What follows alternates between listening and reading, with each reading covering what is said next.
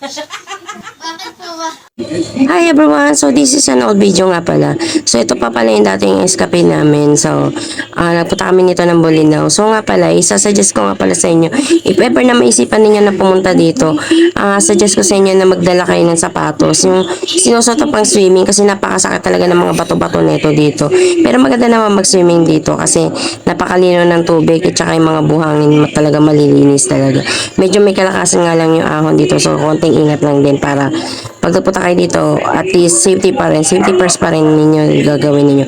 So anyways, ito nga pala, nagluto pala nanay ko ng ginataan dito. So pinanood ko kung paano gawin. So first time ko makanood talaga ng ganito, yung may ano yung gagawa ng ginataang munggo. So pinirito niya muna. This is an ordinary munggo lang ordinary lang siya. Tapos ganyan ginawa niya. Tinanggal niya yung mga balat-balat. So sinangag niya muna yung munggo, tapos yan tinanggal niya yung mga balat-balat. And then tapos yan ganyan yung pagtanggal niya ng balat-balat para mag-iwalay daw.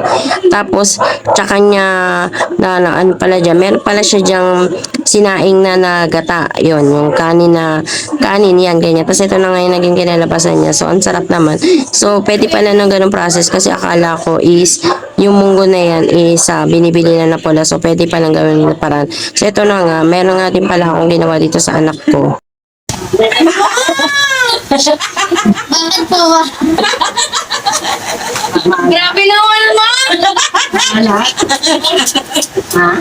So, pinatikim ko nga pala siya nung sabaw nung niluluto ko na nilaga. Balitang halito nun eh. So, pinatikim ko siya. Napagtikim ko sa kanya maalat. So, hindi ko lang inabot ng video. Hindi siya inabot, bali doon na sa site. So, pagdating ng gabi, ganito yung gawain namin yan.